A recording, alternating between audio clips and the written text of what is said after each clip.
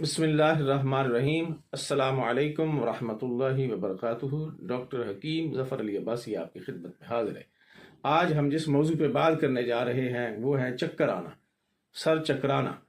اس میں ہوتا اس طرح سے ہے کہ سر کو چکر آتے ہیں، چیزیں گھومتی ہوئی محسوس ہوتی ہیں، دائیں بائیں ارد گرد جتنی بھی چیزیں ایسے محسوس ہے گھوم رہی ہیں۔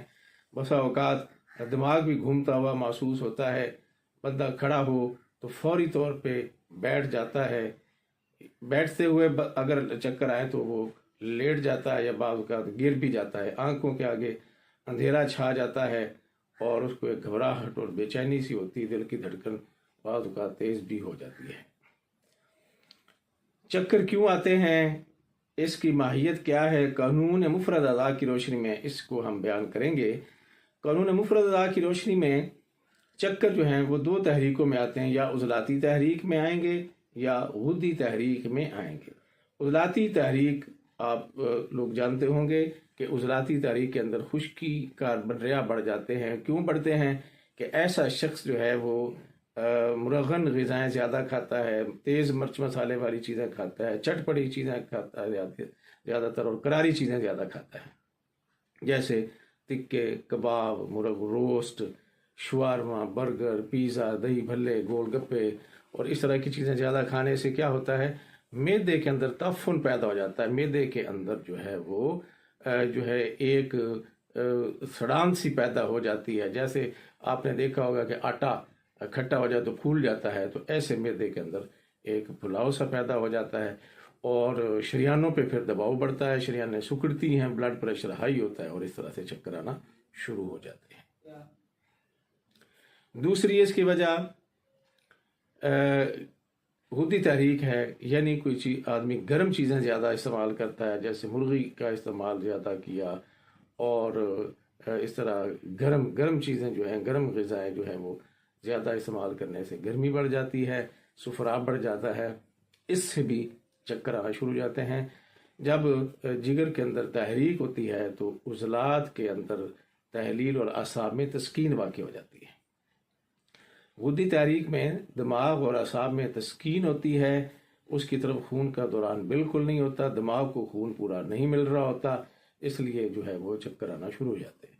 اور عضلاتی تحریک میں، عضلات میں جب تحریک ہوتی ہے تو اعصاب کے اندر، دماغ کے اندر تحلیل ہوتی ہے، ضعف ہوتا ہے، کمزوری ہوتی ہے، وہاں پہ بھی خون جو ہے وہ مکمل طور پہ نہیں جاتا، تو اس لیے چکر آتے ہیں۔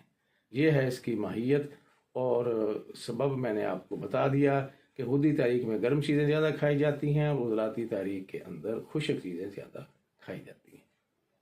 اب آ جائیں جی اس کے علاج کی طرف کہ اس کا علاج کس طرح سے کرنا ہے۔ یہ کوئی خطرناک مرض نہیں ہے، اور اس کا علاج جو ہے وہ چند دنوں میں ہو جاتا ہے اگر بندہ دنائی کے ساتھ، سمجھداری کے ساتھ کرے۔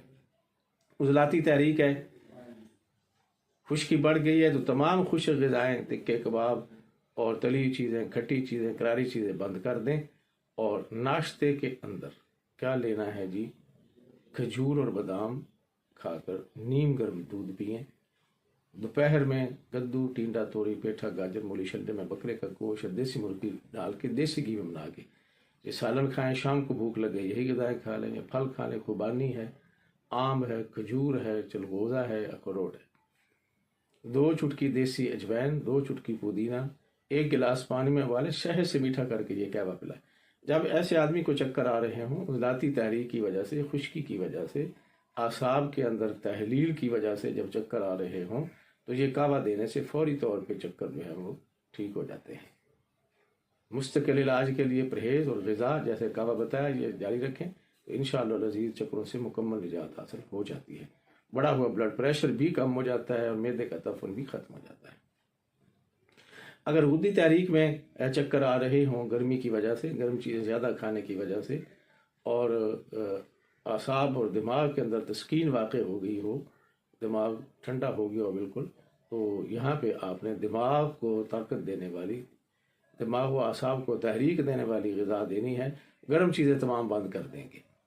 ایسے مریض کو ناشتے میں رات کو بادام جو ہے بھگو دیں، صبح چھیل کے وہ کھلائیں، اوپر سے نیم گرم دودھ پلا دیں، یا مکھن ڈبل روٹی کھا کے اوپر سے قہوہ پی لے، سونف، الائچی اور گل سرخ کا قہوہ۔